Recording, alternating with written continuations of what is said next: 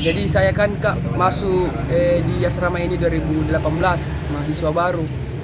Kondisinya memang sudah seperti ini. Jadi biasa memang kalau berkegiatan di sini kita selalu punya antisipasi untuk melancarkan ini kegiatan. Seperti apa itu antisipasinya?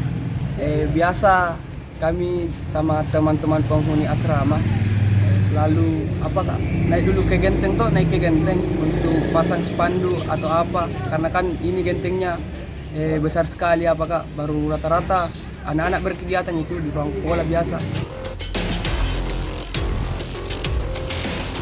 Di PPM.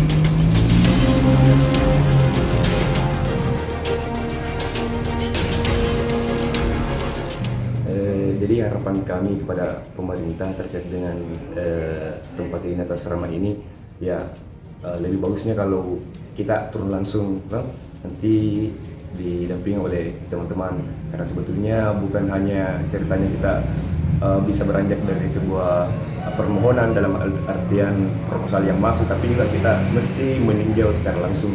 Kalau Bapak Bupati berkenan untuk kemudian bisa turun langsung meninjau, maka mungkin saja kita memiliki perspektif yang sama bahwasanya tempat ini yang betul-betul mesti direkonstruksi, dan karena melihat bangunan yang sudah sangat tua umurnya dan sudah tidak pantas lagi untuk direnovasi.